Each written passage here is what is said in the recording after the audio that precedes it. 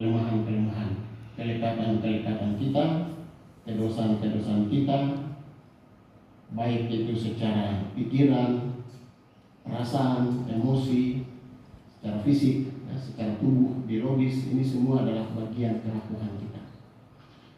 Tidak ada satupun manusia yang sempurna dan tidak berdosa. Sejak kita berada dalam kandungan ibu, kita sudah ambil bagian dalam dosa asal. Dan setelah kita dilahirkan, apalagi kita sudah terlibat dalam dosa dunia ini. Dan kita terbentuk di dalam tembok dosa. Nah, saya kira itulah yang harus kita terus-menerus menyadari. Kerapuhan kedosaan kita adalah hal esensi dan hakiki dalam diri kita. Kita tidak bisa lari dari semua itu. Yang kita buat adalah kita mengenal diri kita, seperti dalam surat Rasul Paulus tadi pada umat Filipi. Paulus menyadari bahwa segala sesuatu kuanggap rugi karena mengenal Kristus. Jadi Kristuslah pengenalan sejati, dialah tipos antropos, manusia sejati. Tipe manusia sejati yang dikirim Allah Bapa untuk menjadi model bagi kita. Karena tadi forma kita adalah kerapuhan, kedosaan, keterbatasan. Kristus datang supaya menjadi forma seperti orang yang menjahit, menaruh forma itu untuk menjahit sesuai seperti yang digambarkan. Nah, Yesuslah forma itu. Kita taruh diri kita dalam forma Yesus ini agar kita dari hari ke hari bisa menyerupai, seperti Paulus katakan, imitatio Christi. Berarti kita mengimitasi dan menyerupai dia, walaupun kita tidak sempurna seperti dia, tapi menyerupai. Itu yang dibutuhkan. Maka pengenalan diri kita, mengenal diri kita ke dalam, siapa kita, who am I, dan kita mau kemana. Mengapa saya ada di sini? Why be here? When I will go, kapan saya pergi? Where I go, di mana? Saya kira ini pertanyaan yang esensial biasanya dalam rekoleksi selalu pertanyaan diajukan untuk kembali mengenal diri. Agustinus dalam tulisannya lain mengatakan noverime. Kenal aku, kenal dia. Kenal aku berarti kenal kelemahan kita, kerapuhan kita. Lalu kita sadar bahwa yang punya kesempurnaan itu Yesus. Sehingga kita kenal Yesus, kita berusaha terus-menerus berjalan dalam hidup kita, menyerupai dia, mengimitasi dia, agar kita dari hari ke hari kita bisa melakukan sesuatu yang seperti Yesus lakukan, mengampuni, tidak mencas orang. Wah, dia, dan kita punya kecenderungan psikologi manusia adalah melemparkan kesalahan diri ke orang lain, dan suka orang lain lah yang salah. Orang lain berusaha, orang lain terlaku, orang lain orang bilang terlaku, ya. Terlaku itu tidak laku maksudnya. Saya yang laku, padahal sama-sama tidak laku. Kita ini kan sama-sama tidak laku. Tidak laku pada Tuhan Yesus, bukan karena diri kita yang laku. Jadi Paulus punya refleksi ini sangat esensial untuk kita. Dia bicara dari sudut dia sebagai manusia lama yang belum mengenal Kristus. Kalau mengenal Kristus, dia begitu berbangga bahwa ketika kenal Kristus dia meninggalkan semua itu, dan dia tidak anggap rugi sedikit pun dengan tidak memiliki. Lebih baik dia memiliki Kristus, dan itulah kekayaan sejati. Saya karena bukan Fransiskan, jadi saya tidak bisa bicara Fransiskus banyak, saya karena Agustinus, jadi saya ngomong Agustinus. Tadi Agustinus juga dalam tulisan lain mengatakan kelemahan kita adalah libido dominanti. Ini bahasa Latin, jadi libido kita, hasrat kita selalu dominan, selalu mengendalikan kita setiap waktu.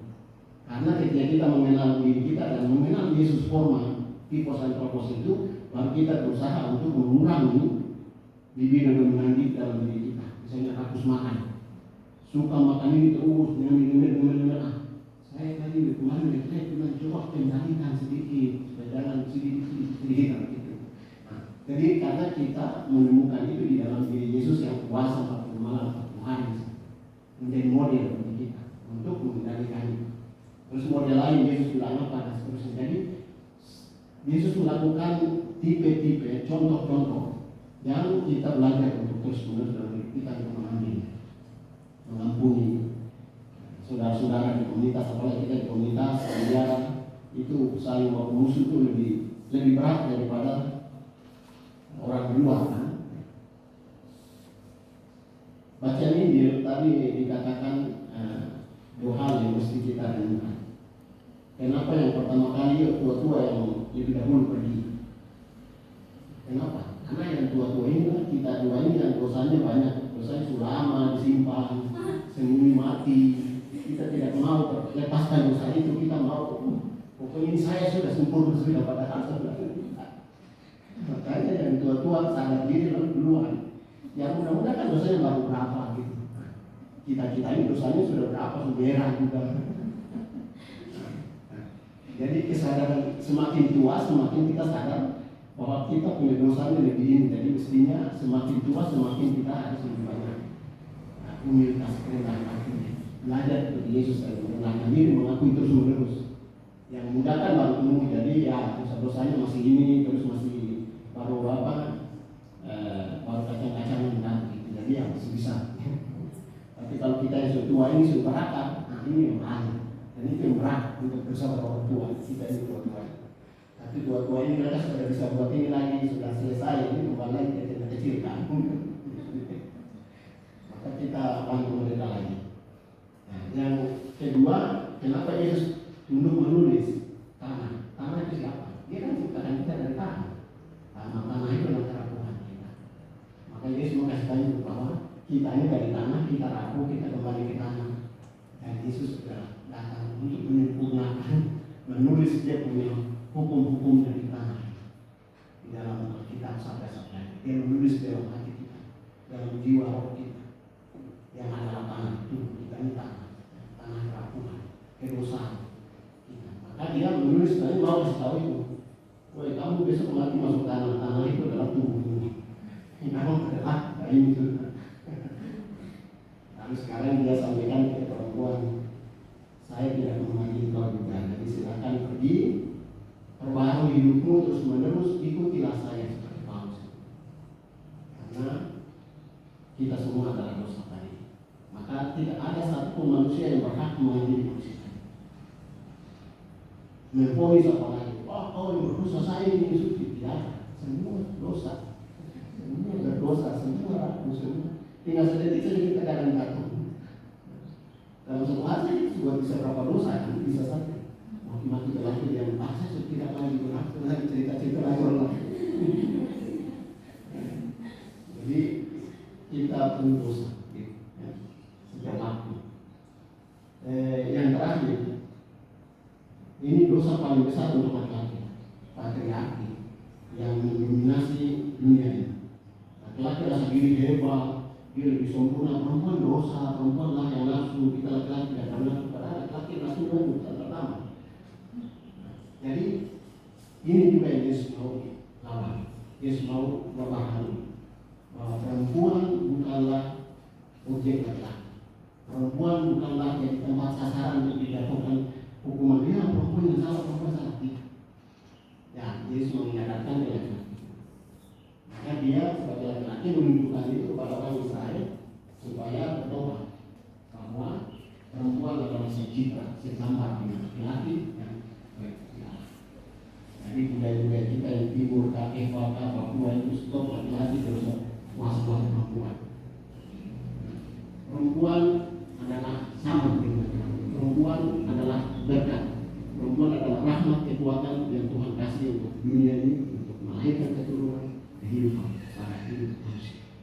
Jadi konsep patriarki itu mesti terus menerus harus diperbarui dengan pertobatan institusi. Jadi pertobatan budaya, pertobatan institusi gereja negara yang tidak memberi perempuan kepada posisi-posisi yang partisipatif di dalam pembaharuan sosial.